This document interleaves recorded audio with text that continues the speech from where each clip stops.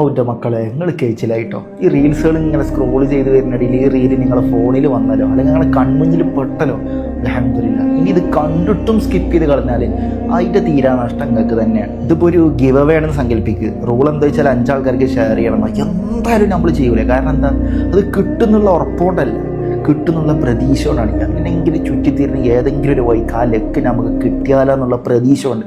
പക്ഷേ ഈ വീഡിയോ നിങ്ങൾ ഷെയർ ചെയ്താൽ എന്തായാലും കിട്ടിയിരിക്കും, എന്തായാലും കിട്ടിയിരിക്കും. ഷെയർ ചെയ്യണം നിങ്ങൾക്കും പാടില്ല, ഇതാർക്കാണോ ഷെയർ ചെയ്ത് കൊടുത്ത് ഓനക്കും പാടില്ല. പരിപാടി 5 സെക്കൻഡോട് കഴിയും. നിങ്ങളൊരു 3 ഫ്രണ്ട്സിനും മാത്രം ഈ വീഡിയോ ഒന്ന് ഷെയർ ചെയ്ത് കൊടുക്കുക. അധികം ഷെയർ ചെയ്ത് അതിൻ്റെ ലാഭം നിങ്ങൾക്ക് തന്നെയാണ്.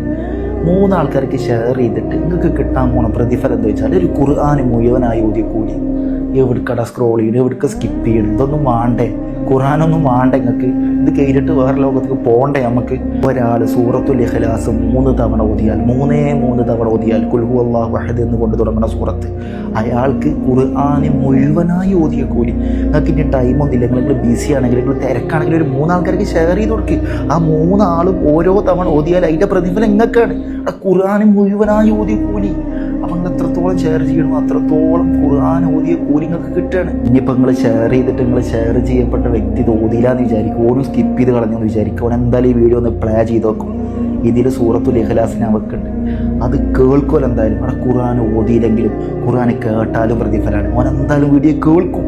അങ്ങനത്തെ ഒരു 3 ആൾക്കാർക്ക് ഷെയർ ചെയ്ത് കൊടുക്കും. നിങ്ങൾ എത്രത്തോളം ഷെയർ ചെയ്യുന്നു അത്രത്തോളം പരിശുദ്ധമായ ഖുർആൻ, ഖത്മുൽ ഖുർആൻ മുഴുവനായി ഓതിയ കൂലി പടച്ച റബ്ബ് നിങ്ങൾക്ക് തരും. അള്ളാഹു സ്വീകരിക്കട്ടെ. റജബാണ്, അത് വേറെ വിഷയം. എല്ലാ മാസങ്ങളെയും പോലെയല്ല റജബ്.